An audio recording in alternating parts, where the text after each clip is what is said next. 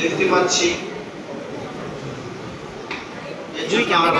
প্রত্যেকেই আল্লাহ রাব্বুল আলামিনের কাছে কৃতজ্ঞতা জ্ঞাপন করি। সকলে একবার মন করে বলি আলহামদুলিল্লাহ। আমরা যে দিনিয়াত মাদ্রাসা মুক্ত বিগত 2 বছর পূর্বে মধুসূদনপুরের বুকে প্রতিষ্ঠা করে গিয়েছিলাম। দিনিয়াত মাদ্রাসা মুক্তের বরকতে আজকের দিন দিন এলাকার বাচ্চাদের মধ্যে বাচ্চাদের মধ্যে যে উন্নতি, যে পরিবর্তন, যে একটা নুরানি পরিবেশ, তা আমরা যত দিন যাচ্ছে তত আমরা বৃদ্ধি হতে দেখছি। আল্লাহ পাক এই সুনামের ধারাকে অব্যাহত রাখার তৌফিক দান করুন এবং আজকের এই মাজমাকে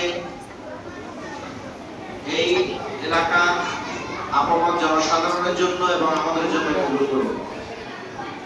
এখন আপনাদের সম্মুখে আমাদের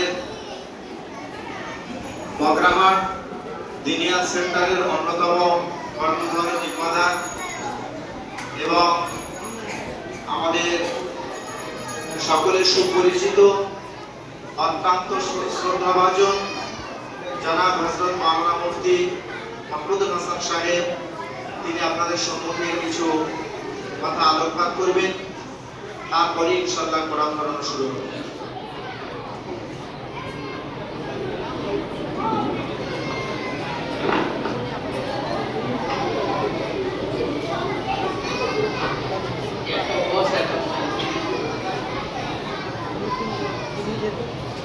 আলহামদুলিল্লাহ ওয়া সালামু আলা ইবাদিহি আল্লাযীনা ইসতাফা।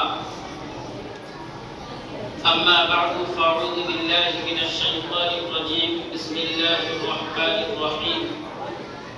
اقرأ باسم ربك الذي خلق. صدق الله العظيم.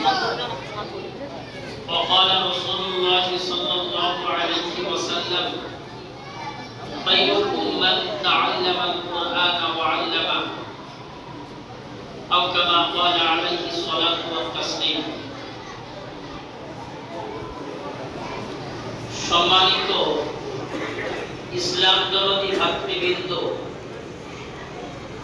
ও সম্মানীয় মা ও বোনেরা,